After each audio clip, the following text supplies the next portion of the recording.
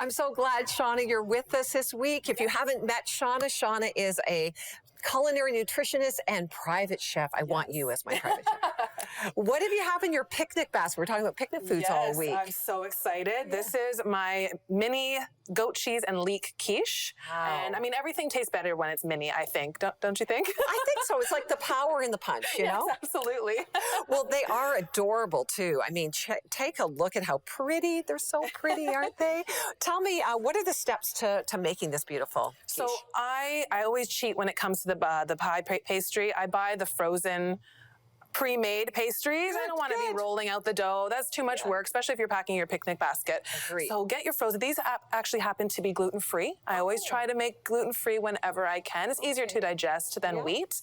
And I chose free-range organic eggs. Again, it's easier on your body to digest. Goat cheese, leeks, a little bit of nutmeg for that nice little secret ingredient. Exactly. Wow. Okay, so when you're putting it all together, like, is it just a whip it up, chop it up? Like, how do we assemble this? It's so simple. So I have my leek, which I'm going to talk to you about in a moment. And after you've sauteed the leek, you put a layer of the leek on the bottom of the pastry. Then you put your filling with the eggs that I whipped together. I used oat cream as well. Anywhere to use less dairy, I like to choose vegan and vegetarian alternatives. Absolutely.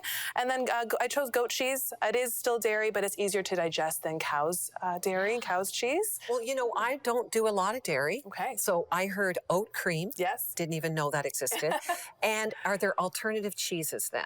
You can use like feta. any cheese? Absolutely. You can use sheep cheese. And then, you know, you can still use grass-fed cheddar. I'm not against cow's cheese altogether. Okay, good to know. But I choose grass-fed whenever I can.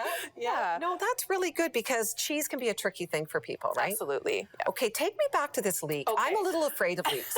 No, I'm not going to lie. I don't know what the rest of you, but like I see them in the store. They look kind of like big and like, what do I do with this? It is a little intimidating. The first time I cooked a leek, I had no idea what to do with it. I mean, like, what is all this stuff up here? What's this stuff down here? It looks like a giant green onion, right? Exactly. Well, I know how to deal with green onions. Exactly.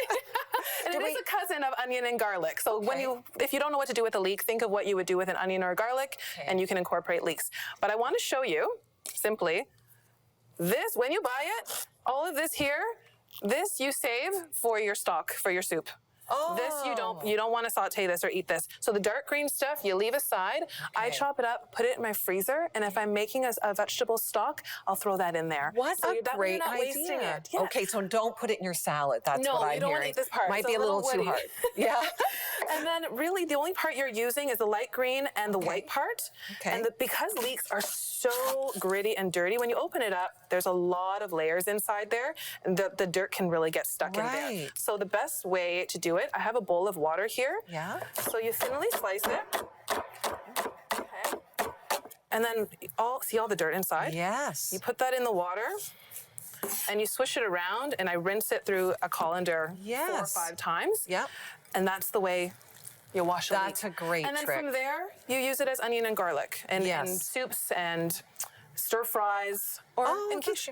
So between the onion and garlic, where would the leek stand as far as potency and taste? It's more mild than an onion, and it just has a little hint of a garlic flavor to it. So it's a really nice balance between the two. So we start by putting the leek on the bottom. Exactly. So it's an even layer, and then you pour the egg mixture on top with a little dollop of goat cheese.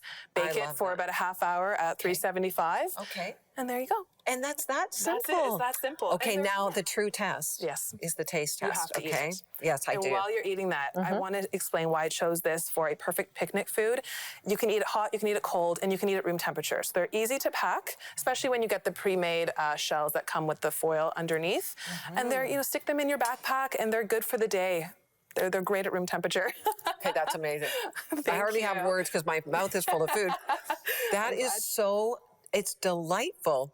And you know what? There seems to be a crispy little experience on the bottom. That's the pie. Shell. I love it, but the onion on the bottom just comes through so beautifully. Very nice. I'm glad well, there's your first day one of picnics. Easy, nutritious, fun. We have a great verse for you. Our power verse today just reminds us that God is so good. It says, Isaiah 57, because the sovereign Lord helps me, I will not be disgraced. Therefore have I set my face like flint, and I know I will not be put to shame. That's a beautiful verse to hold on to. Thanks for watching. Join us tomorrow. More with Shaunna, more picnic food. Bye.